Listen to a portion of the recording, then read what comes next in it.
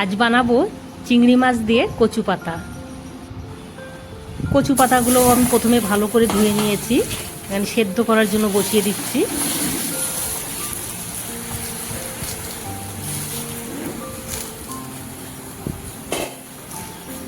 পাতাগুলো ভালোভাবে সেদ্ধ হওয়ার জন্য অল্প পরিমাণ জল দিয়ে দিলাম।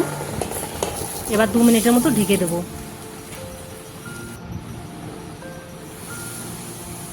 কচু পাতা খুব ভালোভাবে সেদ্ধ হয়ে গেছে, নামিয়ে নিচ্ছি। এবার কড়াইতে দিয়ে দিচ্ছি সর্ষে তেল।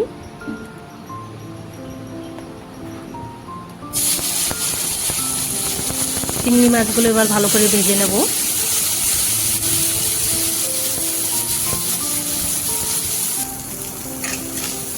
মাছগুলো ভাজা হয়ে গেছে।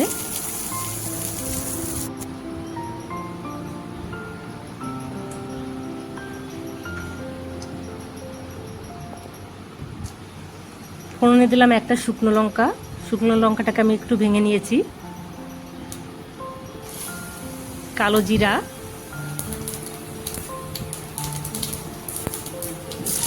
কয়েক কোয়া রসুন,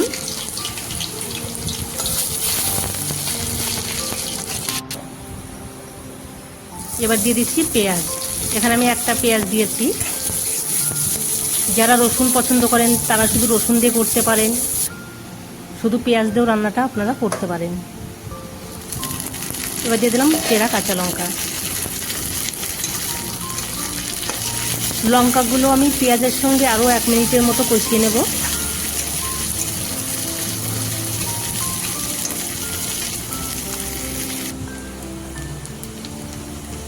পেঁয়াজ আর লঙ্কা খুব ভালো মতো ভেজে নিয়েছি।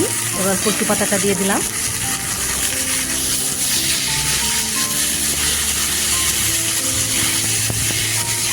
পেঁয়াজের সঙ্গে কচু পাতাগুলো আস্তে আস্তে খুব ভালোভাবে মিশিয়ে নিতে হবে।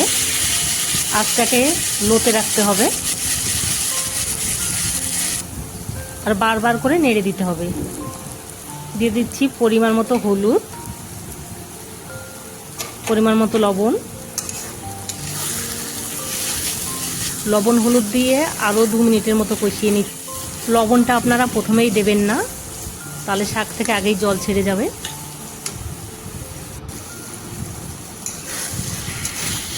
রান্নাটা প্রায় হয়ে এসেছে।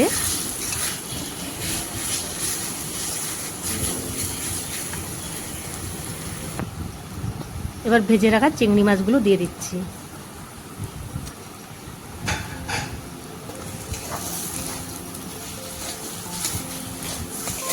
মাছগুলো দেওয়ার পর আমি আরও 2 মিনিটের মতো রান্নাটা করে নেব।